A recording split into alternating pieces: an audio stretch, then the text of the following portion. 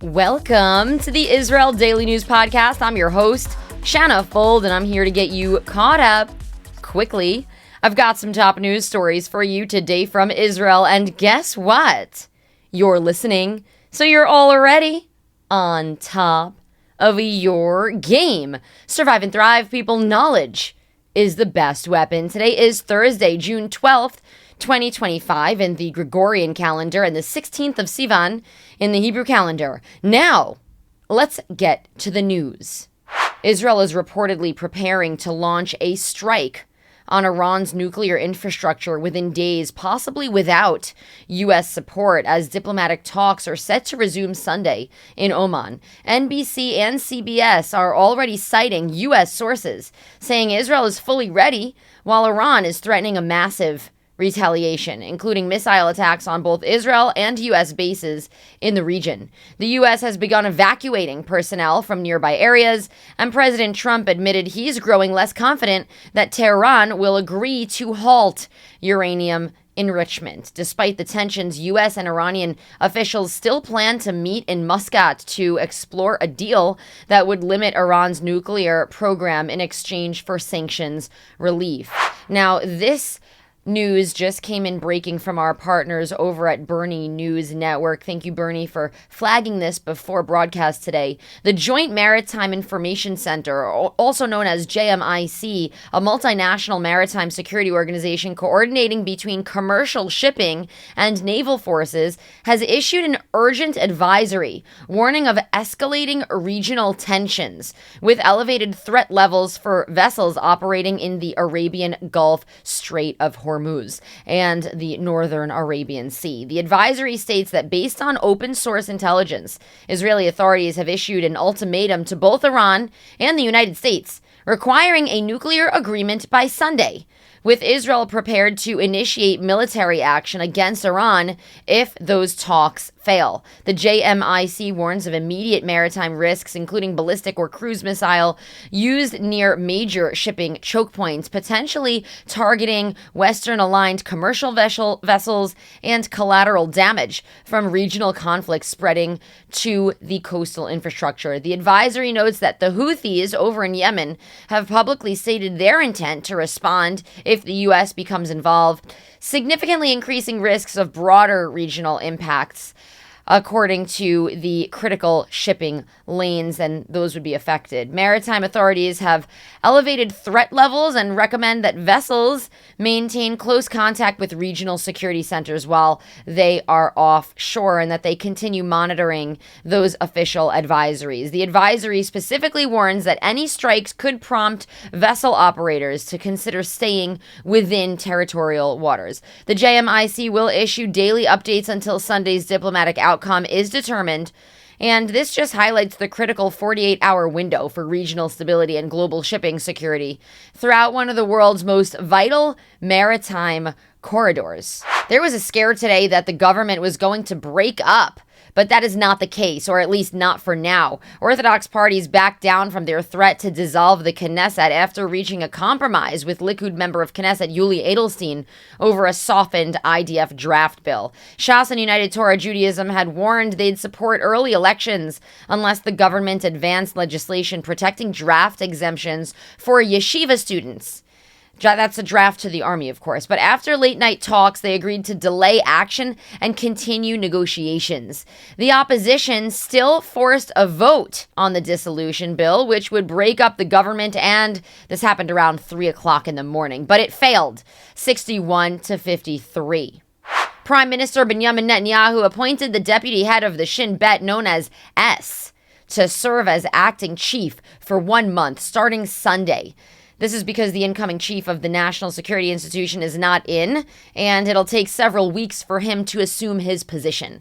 Attorney General Gali Baharav Miara approved the temporary appointment, despite declaring Netanyahu's involvement being a conflict of interest, stressing the urgency of filling the role for national security. Basically, she's choosing national security over these internal dilemmas and legality issues. Netanyahu still plans to push through the nomination of Major General David Zini as the permanent chief, even though the Attorney General ruled that appointment invalid and unlawful Outgoing chief Ronen Bar is stepping down after the High Court ruled his dismissal was tainted by conflict of interest, but declined to intervene because Bar chose to resign. So basically, the Attorney General wanted to oversee this issue and say that it wasn't allowed, but he actually stepped down on his own, so it kind of made this a moot point legally. Critics, including the Movement for Quality Government, argue Netanyahu should not be involved in the process and have petitioned the court to keep Bar in place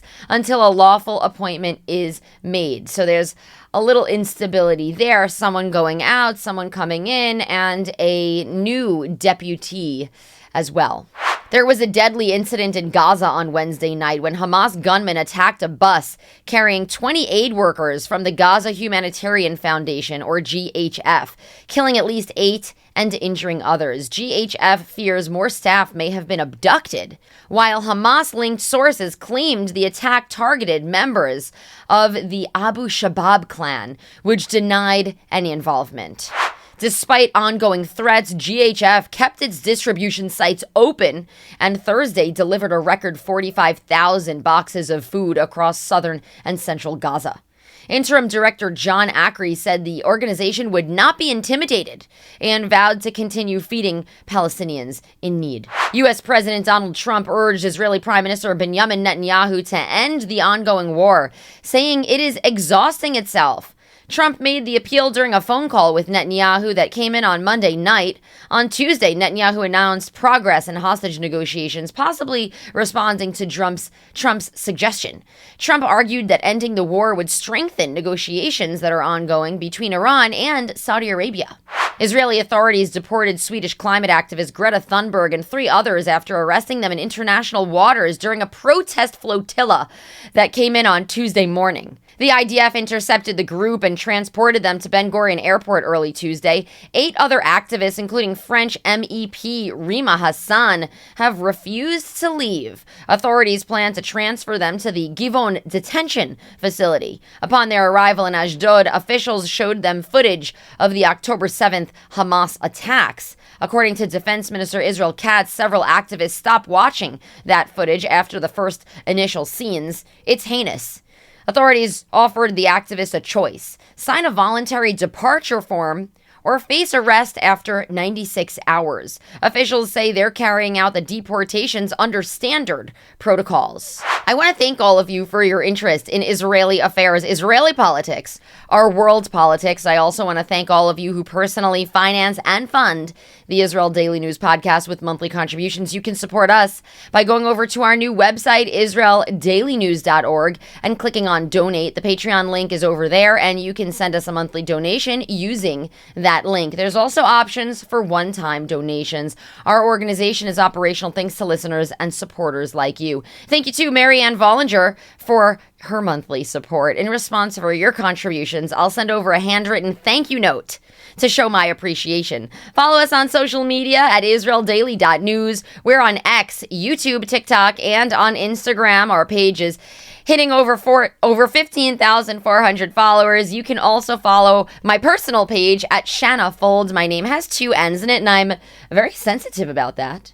President Javier Milei announced that Argentina will move its embassy from Tel Aviv to Jerusalem in 2026, declaring his country's deep friendship with Israel during a speech at the Knesset. Milei met with families of Argentine hostages, including released captive Yarden Bibas, and vowed Argentina's commitment to helping secure the return of those still held in Gaza. He also accepted the $1 million Genesis Prize in Jerusalem, pledging to use it to strengthen Israel-Latin America relations and combat anti-Semitism. That's what he's going to do with all his money.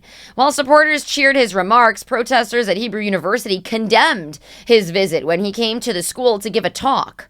Protesters disrupted the event, with chants accusing him of supporting genocide, prompting security to make him enter the event through a side entrance. And yes, I said Hebrew University, as in the Hebrew University here in Jerusalem, the capital of the Jewish people.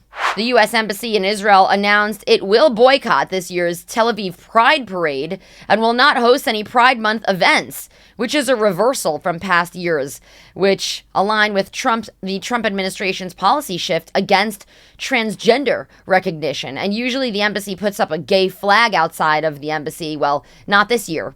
The Tel Aviv Pride Parade, set for Friday, June 12th, is the largest LGBTQ event in the Middle East and usually draws tens of thousands. Last year, it was replaced by a more somber rally focused on hostages and wartime solidarity. Also, Caitlyn Jenner, a transgender icon and Olympic gold medalist, has arrived in Israel and is set to serve as guest of honor at this year's parade. She said she hopes to change global perceptions of Israel's openness to the LGBTQ community. Israeli LGBTQ groups and city officials condemned the U.S. Embassy's decision, warning it signals a broader trend of exclusion and rolls back years of American support for equality. And now for a Torah thought by Rabbi Yossi Madvig of Oswego, New York. I hope everyone had a wonderful and inspiring Shavuot. I apologize I wasn't here last week, but I went away for the holiday and then I had surgery on my hand. So I was a little bit preoccupied, but I'm back and hopefully have some inspiring words for you for this week. So this week's Torah portion is Ba'alotcha, and it begins that you tell Aaron, Ba'alotcha tenerot, you should light the lamps of the menorah in the temple. And in Proverbs, it says that man's soul is a lamp of God. So, of course, the soul is always connected to God, and it's a soul, but just like a lamp has to be kindled and lit, so too, the soul has to be, has to be lit, has to be ignited, has to be kindled. And the Baal Shem Tov, who is the founder of the Hasidic movement, he taught that every single Jew, without exception, is connected to God, and that connection has to be kindled.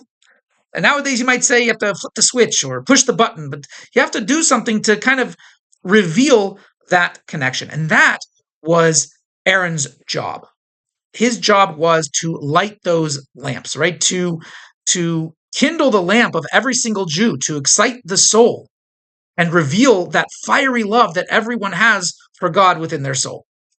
And Aaron, being a priest, he represents the leaders of the generations, right? Every generation has its leaders, and so they're the ones who are imbued with special talents to connect the Jewish people and inspire the Jewish people to goodness and kindness. Now, just like the menorah in the temple, while it was normally done with a priest, the truth is anyone could light the menorah in the temple. Even a non-priest could light the menorah and it would be kosher. So that teaches us that it's not just the job of the leaders to inspire the people, but really every single one of us has to go out there and help another person and inspire another Jew to do mitzvot, to learn Torah, to connect to God, to spread goodness and kindness. And you never know what it might be. It could be just a word that you say to them, a kind gesture. You never know what's going to kindle that fire within them.